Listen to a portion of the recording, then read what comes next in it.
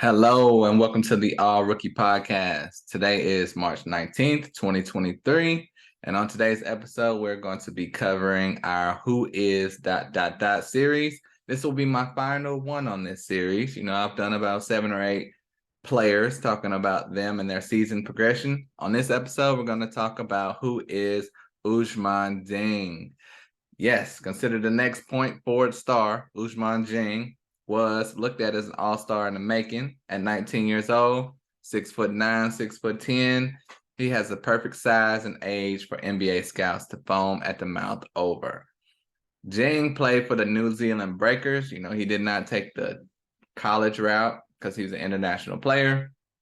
Played in the NBL and had a rocky season, to say the least. There was a lot of hype over this guy, but when I watched his film, I didn't see anything too crazy. He only averaged 9 points, 3 boards, 1 assist, 0.6 steals, 0.3 blocks per game. Very pedestrian, nothing really good enough to equate to an NBA talent, really. Definitely not a lottery pick. But he was given the benefit of the doubt, even though he struggled for the first half of the season. But he showed really good progress and size of improvement in the second half of the season. A lot of, situations were going on with COVID, traveling, playing international, moving to a different country, all that stuff. So he was given a bit of the benefit of the doubt, and people were looking for that upside. So, like I said, scouts loved his size and agility. He played for his France team in the 2019 FIBA Euro Championship and helped lead his team to a silver medal and ultimately declared for the NBA draft.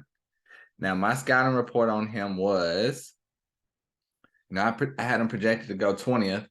That was in my final mock draft rankings, all that good stuff. But before that, I had him pretty much a second rounder. But 6'10", 7-foot wingspan. He's a good, long-rangey defender, tall, skinny, can pass, can dribble well, can even break down a defender from the perimeter. Could be a really good defender in the league, but he's raw and not ready yet, in my opinion. He's a good passer also. He could shoot a good floater, can hit the pull-up three. He's very confident in his shot, even though his percentages were low. He's not really fast. His game may not translate, even though he's only 18. That was a positive. He has a high upside. He's a raw player who is a swing for the fences, in my opinion. He probably won't become who they want him to be for a few years. If he hits, he could be really good, but it's not a lot. His weaknesses were scoring and rebounding. So, but they love that potential. So as the NBA world scouted him, and other draft eligible players, of course, many teams loved Dieng, felt his ball handling, playmaking, and size would lead to a bright NBA future. When NBA teams see this, they don't really think twice, and they think of all the things they can add to the player, not focusing on the negatives. But especially with teams that have trouble landing free agents and teams that are rebuilding, no rush to win it all. So that extra time to develop would be worth it when the player is ready a few years down the line. And with that being said, the OKC Thunder selected him. They took that leap of faith with the 10th pick in the draft. And what better team than OKC? They seem to be tanking every year for a superstar. They never get quite high enough to really hit it. This year, they got Chet with their first pick and Dieng with their second pick. Both should be great in a few years. Both are raw in different ways. Now, my opinion on Dieng wasn't high. I felt teams were basically trying to duplicate Scottie Barnes. Scottie Barnes is not easily duplicated. His talent is otherworldly, in my opinion. I've compared Scottie Barnes to Giannis. You can't just get any 6'10" guy and think he's going to be Scottie Barnes. Definitely not Giannis. But this is a copycat league, And in my opinion, that's why Dieng rose up the draft board so quick. If he were 6'6" instead of 6'9", 6'10", he would have been a second rounder, in my opinion. But I had him as a second rounder, like I said, in my pre-draft scouting. But as he was climbing up the boards rapidly, I finally ended up him being selected 20th to the Spurs. But I couldn't go higher than that. I think it's a reach and a swing for the fences, which could work, but seemed like a bad pick at 10 for OKC, in my opinion. But like I said, those rebuilding teams, they just can't help themselves. It's better for them to go for swing and miss at 10 than just a player that's going to fit and be a role player. So They did it. OKC, San Antonio, Orlando, Charlotte, Detroit, they were all perfect candidates to consider drafting Dieng, and OKC got him.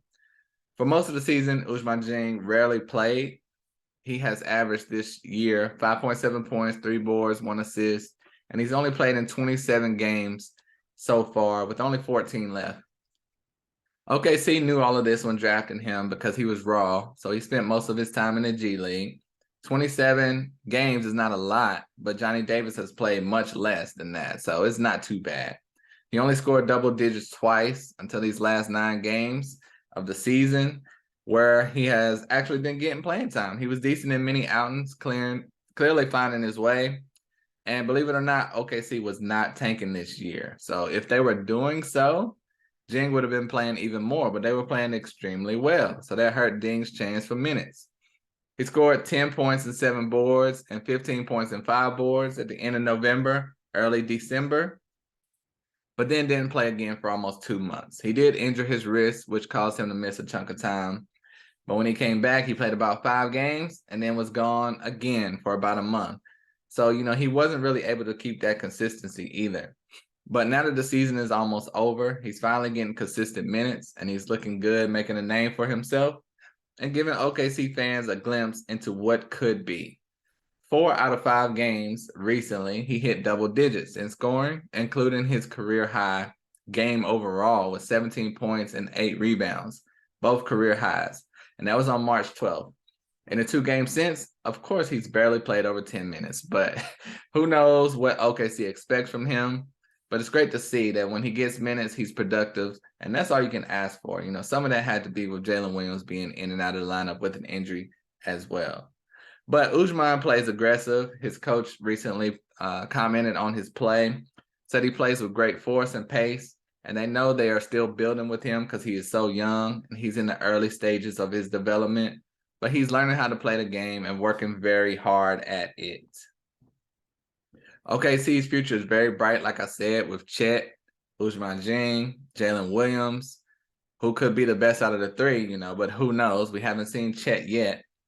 But that's a super nice young trio to develop into the future. I mean, that's not even mentioning Shai. Shai is just seems like an old man being like 24 years old when the rest of these guys are 18 and 19.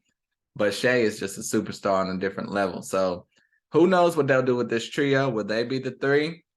Will they draft someone in this upcoming draft and he come in and they have 4 of them? I don't know, but eventually the money will catch up to him. Eventually somebody will be moved out. But for now, their future looks very bright.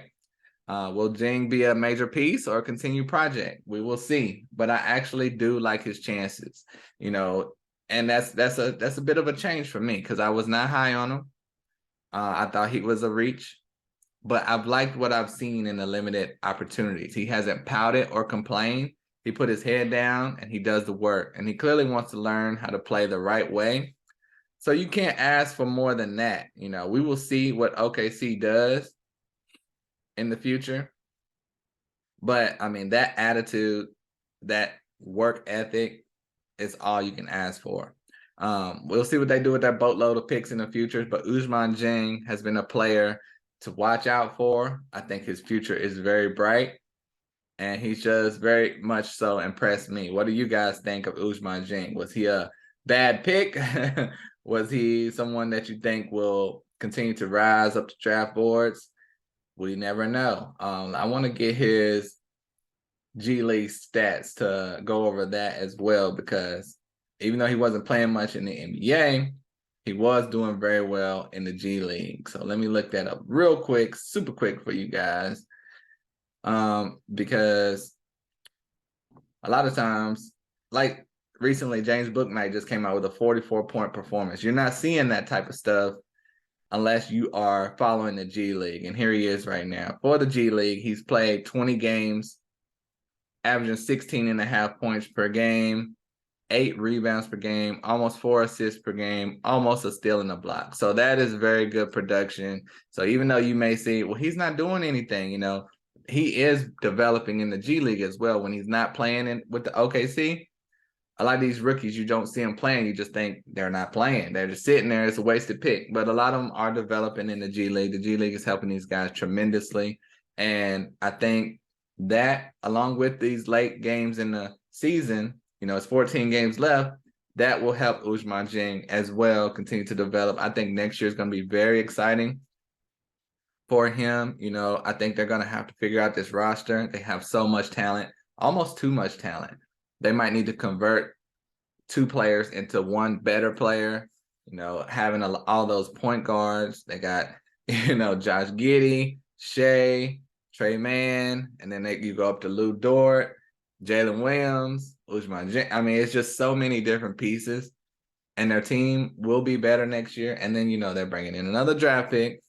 But OKC, something to look out for. I'm telling you, Ousmane Dieng. I love all their young players, but they're going to have to come up with a path because they can't split minutes like this. So we shall see. That is who is Ousmane Dieng. Hope you enjoyed this episode. Now I'm going to have to start moving on to this next year's upcoming class. I try to follow the rookies throughout their whole season, but now the season's coming to an end. I think it's no better time now to get my scouting on and get in this new class with Scoot, Victor, Amen, also all these guys. So that'll be coming up next. Thank you for requesting this Who is Ousmane Dieng episode. He's a player that's not been talked about that much this year. So it was a fun one. And thank you all for listening. Follow me on Twitter at WilliamIsBill. Check out the All Rookie Podcast on all platforms. Thank you for watching. Until next time, I'm out of here. Peace.